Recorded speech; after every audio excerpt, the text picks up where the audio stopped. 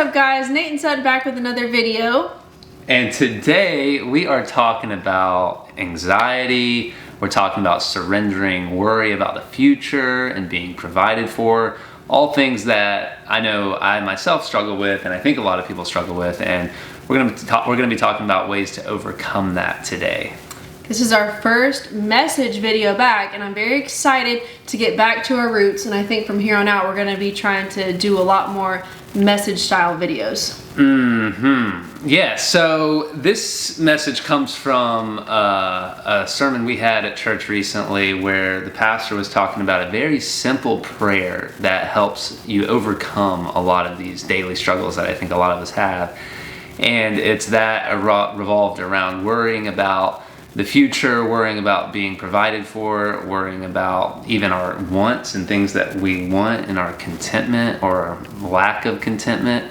And it's been super helpful and powerful in my life, and I wanted to share it with you guys. Why don't you tell us what the prayer is? Okay. So the prayer is very simple. It's a very simple prayer. You should have it memorized. Let's test you. Don't you say this every day? Almost every day. I know. All right. Okay, here we go. So it's, Heavenly Father, I surrender my worry, for you are my... I don't know, it's funny. Not a Christian! It's funny because I do read this like almost every day, and I've had every time I try to tell someone the prayer, I always forget it. I don't know what the deal is. So anyways, clearly I haven't said it enough. Heavenly Father, I surrender my worry, you are my peace. I surrender my work, you are my provider. I surrender my wants, you are my contentment. It's good. Yeah, so I wanted to start with the last one actually first, contentment. So this is something that me and Sutton talk a lot about, which is this idea that how do you become more content? You know, because God tells us to be content with what we have and not always desiring more things. However, it's such an easy thing to do, especially probably easier now than ever, I would imagine, because of social media and all the things that are thrown in our face on a daily basis of what we should want and how everyone else's life is better than ours. But it's... Watch an ad come in right here about something someone should buy. Your perfect life, just around the corner. Join us at Carnival Cruise.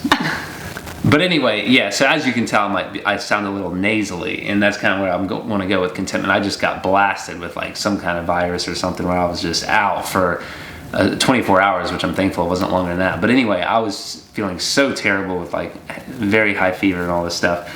And it was in that moment that I was like, man, all I want is just to feel better. Like I don't care about anything else really. It's like I just want to feel good, you know? And then when you do feel good, it's like, oh, this is just amazing. How could I want anything else? And then about 2 hours goes by, and then you start wanting other things.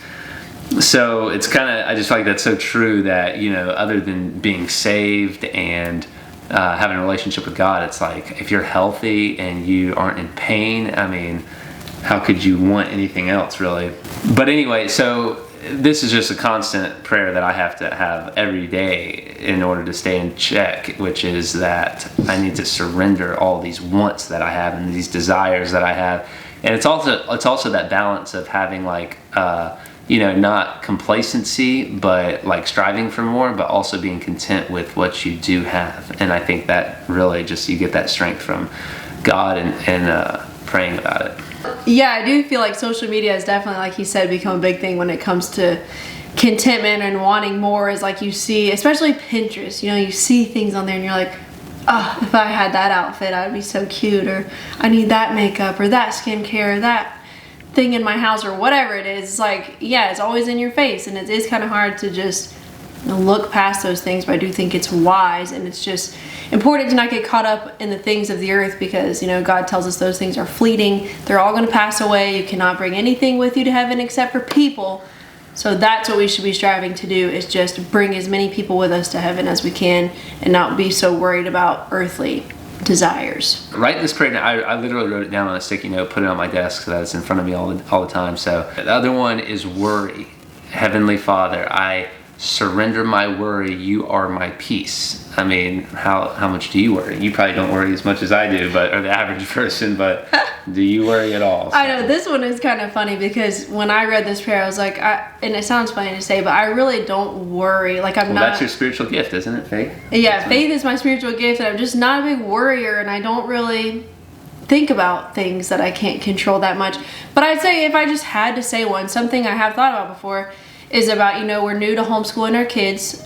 We just started that this year, and something I have thought about is, am I gonna do good enough? Like, it's not like I don't think I can do as good as a teacher can do. I do think that, but I just want them to be, I don't know, I just want them to get like a good experience of homeschooling. I want them to enjoy it and learn a lot and, still make friends and do things outside of school and all that. And it's like, can I juggle all of this and teach 4 different kids 4 different things all at the same time? It's just a lot. So I have thought about that of a worry, but I feel like it's not really that big of a deal.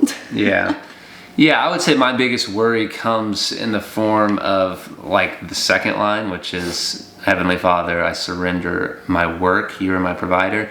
Those 2 things are really kind of tied in together for me, which is like, especially Sutton, being a stay-at-home mom and all of the income kind of being dependent on me and my work, I feel like I have just this constant anxiety of... It's pressure of, am I going to make enough money? Am I going to have to do a job that I hate? Which is, it's really a silly concept because I always have this conversation with myself that I've had this worry for as long as I can remember, like ever since really leaving my parents, my parents' support, and having to make money on my own. I have had this worry of, am I going to make enough money for what I need? And never have I ever been lacking or not made enough money. So it's like, okay, I have this track record with God that 100% of the time He's always provided for me.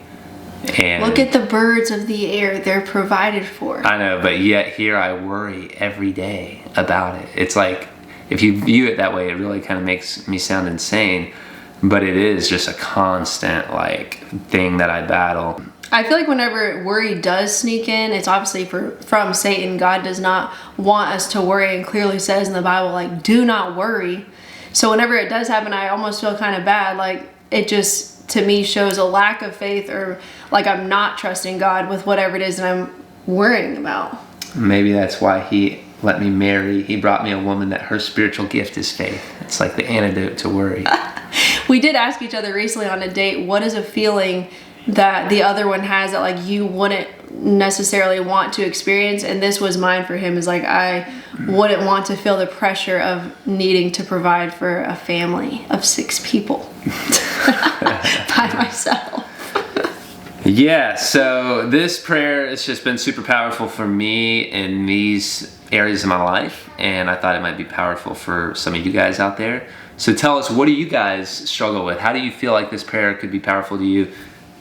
Say it every day. Say it multiple times a day. Write it down. Say it when you need it.